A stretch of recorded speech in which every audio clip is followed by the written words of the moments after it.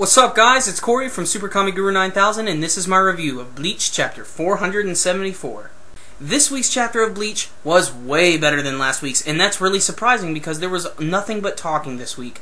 But good talking. You see, we finally got back to what happened at the end of last week's chapter with Kugo and Ichigo, and they're continuing to have their battle, and all of a sudden Ishida has decided to show up as well to sort of back up Ichigo. But the bulk of this chapter basically comprised of Ginjo and Ichigo having a little discussion about his badge that he received from Soul Society in order to become a substitute Shinigami. This chapter is basically equated to the fact that Ginjo is now just egging on Ichigo constantly, and he's trying to feed him the truth, so to speak.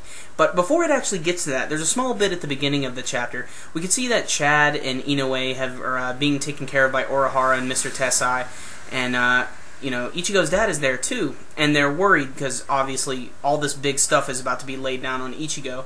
Urahara decides to take it upon himself to go to the actual battle.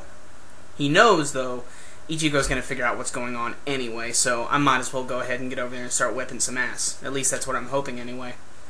Anywho, we get a little bit more backstory behind the whole substitute Shinigami thing, and we've learned that basically this is given to anyone who's been recognized by Soul Society as being beneficial to them, something that they could use to help them out in their battle against the Hollows or whatever it is that they're trying to do.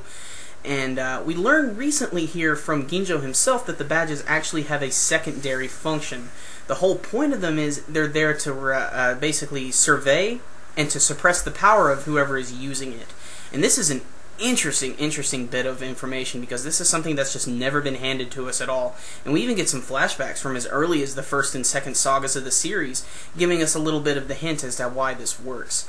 But the bombshell, the huge one this week, is when we find out that the whole substitute Shinigami badge thing is actually the designs of the captain, Jushiro Ukitake, that really unassuming captain with the long white hair who's almost always been associated with Rukia.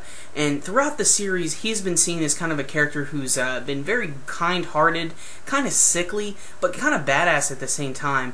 And here, Ginjo is trying to make it seem almost as if this guy right here is someone you shouldn't trust. And I'm not sure I fully believe this quite yet. I'm sure he had some sort of involvement with the creation of these badges, but I don't feel that he was doing this to basically be a villain the whole time. I mean, you look at Jushiro and then you look at Ginjo, one of them is clearly a little more crazier than the other. But that's where the chapter comes to a close, with Ichigo going into a sudden blind rage and getting ready to activate his Bankai, which we haven't seen his new one yet, so woo! So when compared to last week's chapter, no contest, this was just a way better chapter all in all. There really wasn't any action whatsoever, but at least the dialogue was really good and kind of tense.